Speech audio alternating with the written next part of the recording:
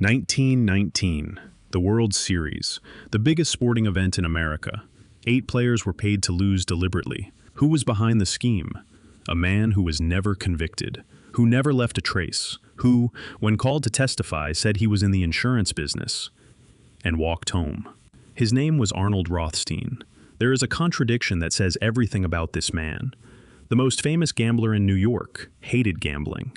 It wasn't hypocrisy. It was something more interesting. The other men at the table lived in that moment, hearts pounding, sweating, hoping.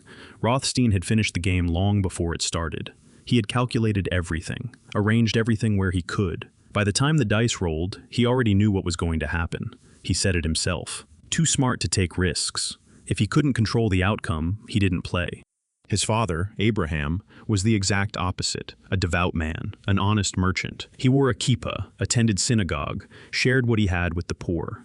He believed that the good life came from one place only, following the law. They lived in a 4-story stone house on West 84th Street, a respectable family, a respectable community, everything it was supposed to be. Arnold rejected it, step by step.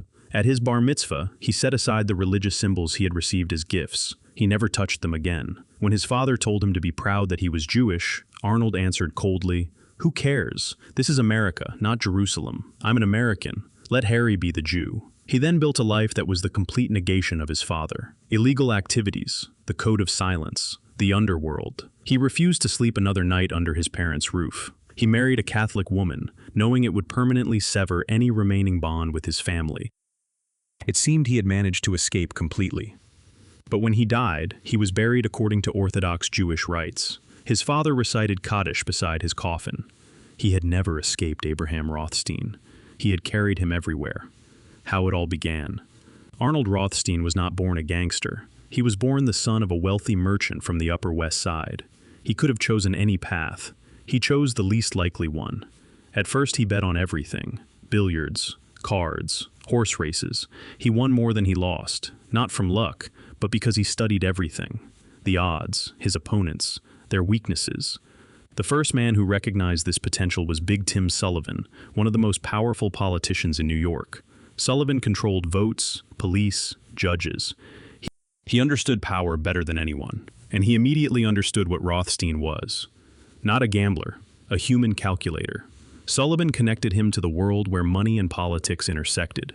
Rothstein absorbed everything and began to build. First step, his own gambling house. The clients weren't ordinary people. They were wealthy men who wanted to play discreetly. Rothstein offered them perfect discretion. Second step, large-scale bookmaking. He no longer bet for himself. He had become a broker. Others bet through him. He took a percentage of every transaction, regardless of who won. He risked nothing. He always won. Third step, loans. He put money on the street, lending at enormous interest rates. "God help you if you don't pay on time," was his standard warning. Within a decade, he had become the wealthiest man in New York's underworld, without firing a single bullet. Now let's talk about 1919. The World Series scandal didn't come out of nowhere. 8 players from the Chicago White Sox were unhappy with the team's owner, Charles Comiskey. Someone needed to find them and make them an offer. Rothstein didn't go to them himself. He let others do it. A Boston bookmaker named Sport Sullivan and a washed-up boxer named Abe Attell. The money came from Rothstein, but his name appeared nowhere. When the scandal broke and everyone began pointing fingers at him, Rothstein appeared calmly before the investigators. He denied everything. He said he had heard rumors, that he hadn't been involved in anything, that he was an honest businessman. He shifted all the blame onto Abe Attell.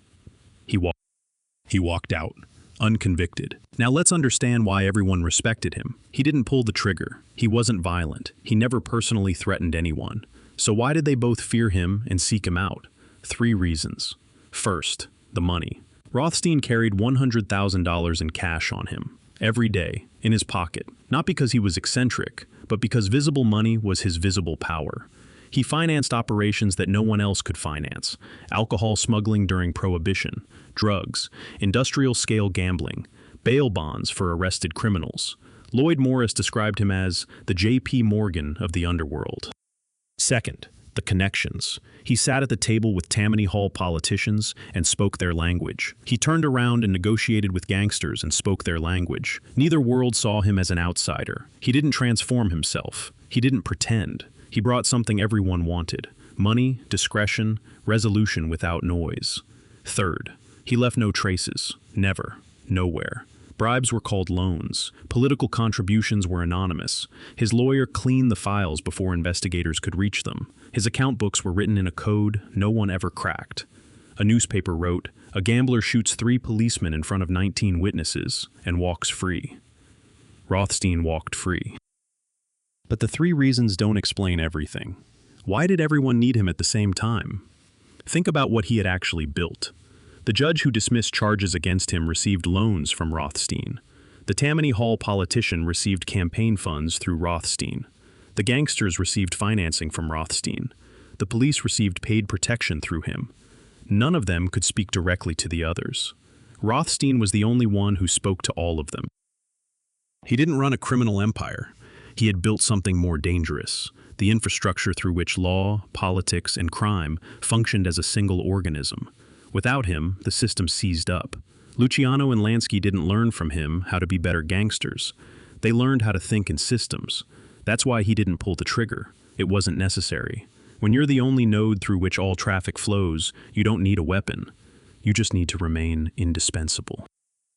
But Rothstein wasn't only cold and calculating. He was also a husband, or at least he tried to be. Carolyn Green was Catholic, exactly the kind of woman Abraham Rothstein would never have accepted. Arnold knew this when he proposed to her. He chose her anyway. The reality was complicated. When he needed quick cash, he would ask for her jewelry back. He pawned it. He redeemed it when he could. Sometimes he couldn't. The marriage permanently destroyed his relationship with Abraham. His father told him simply, "Through this marriage, you are lost to me. This is the law." Arnold chose Carolyn, and he lived the rest of his life knowing his father considered him lost. The final act. The drug empire. By 1925, Rothstein had understood something few others had yet seen. Prohibition was temporary. Alcohol was a business with an expiration date. Drugs had no expiration date. He bought a chain of respectable establishments: Vantines, art galleries, antique shops, legitimate businesses with solid reputations. The customs agents knew them. No one inspected them seriously. Through these shops, heroin and cocaine entered the country in industrial quantities. Pure drugs, directly from Europe. No one connected Rothstein's name to drugs. He was the man with the antique shops, the art galleries, the respectable businesses.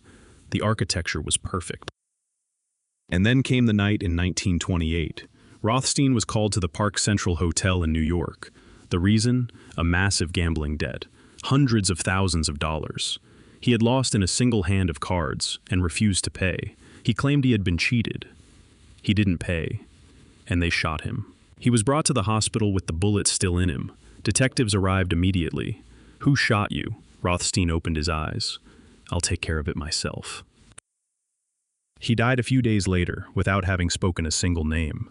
The prime suspect, George McManus, was acquitted. The trial, arranged, many said. The judge cleared his schedule specifically for that day. The murder weapon, a Colt .38 revolver, purchased in St. Paul, Minnesota. Investigators traced its history. They got nowhere. To this day, no one officially knows who killed Arnold Rothstein. Why did he stay silent? Not out of courage, not out of loyalty to anyone in particular. His entire life had been built on 3 principles: leave no traces, say nothing, control information. These weren't rules he imposed on himself with effort. They had become reflexes. Decades of maximum stakes had consolidated them so deeply that no conscious decision was needed anymore. When the detective asked, there was no lengthy deliberation. He answered from the same place he always answered from. He died according to his own nature, not according to his immediate interest. It is, in its own way, the supreme consistency of a man who never broke character, not even at the end. Scott Fitzgerald put him in The Great Gatsby as Meyer Wolfsheim, the mysterious man who fixed the 1919 World Series. Damon Runyon called him the brain, the master in the shadows of New York. Lucky Luciano and Meyer Lansky considered him their mentor. Everyone talked about him. No one fully understood him. Rothstein died at 46. The police never caught him. No more powerful rival ever destroyed him. He was killed by his own principle. I don't admit that I lost. He refused to pay a debt. Not because he didn't have the money, but because losing meant admitting that there were situations he couldn't control, that he could not accept. Beneath all the masks, the king of gamblers, the brain, the banker of the underworld, he was still Abraham's son, the boy who wanted to exist as himself, not as someone's son, not as someone's brother. He built the most sophisticated system possible to prove that he could. He succeeded. And he died in silence, carrying with him a secret he told no one. Perhaps the secret wasn't even who shot him. Perhaps it was something much older.